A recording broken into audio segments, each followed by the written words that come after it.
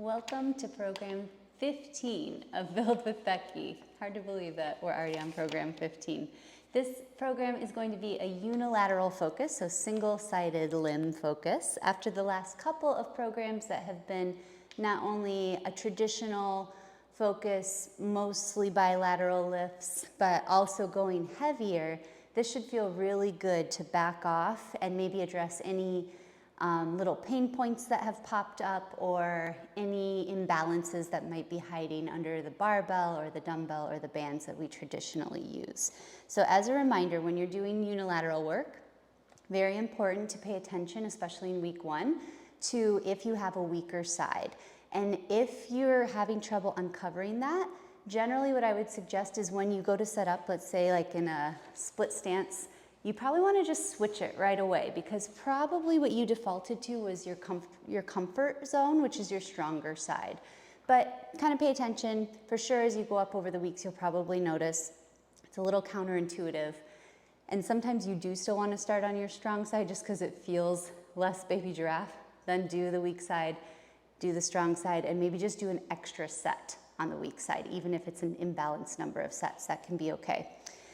So again, unilateral work is going to kind of help prevent injury. You can back off a bit, maybe heal any areas that have been a little bit achy from going heavier. Also, this program is going to kind of shift on the spectrum of sets and reps. We've been going pretty low rep lately, which is associated with building maximal strength, hence those 1 rep max attempts last program. Now we're gonna go almost to the other end of the spectrum and do high reps and muscular endurance. So how that will actually feel in your body is like a little bit more breathless, a little bit more cardio-like impact, and maybe a higher heart rate. However, it is lower weight and you will recover from it quicker. So just keep that in mind for your rest periods. They might even be able to be as brief as 30 seconds to a minute long, and then you can just kind of keep moving. So the goal in this program, unlike the last program where we really did want to test out and see what is like our PR, our max lift, this program we're more so going for how many reps can I do with good form at probably a lower moderate rate.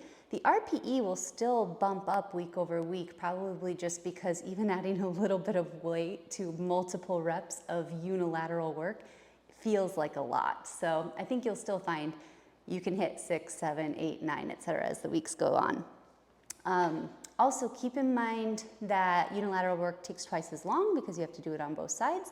So as a result, I programmed this particular program to be just 3 lifts. So there will be a split squat variation or some kind of what I call synergistic support pattern. So I'll get back to that in a moment. Then there's kind of like a push-pull core combo move. And then there's a hinge pattern, or again, kind of a synergistic support movement. So what do I mean by synergistic support? So typically when we're doing like a squat, a hinge, a push, a pull, there are kind of these prime movers doing the majority of the work. So like your quads, the front of your thighs are working really hard in a squat.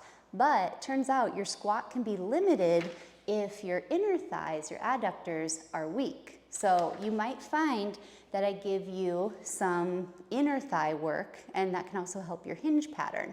That's what I mean by synergistic support work. So a couple things that come to mind off the top of my head, I'm gonna have you do this month include inner outer thigh work. So maybe on a machine doing like a long lever for inner thigh and then the outer thigh work. You can do that with a band or a dumbbell. I'll show you those options as well.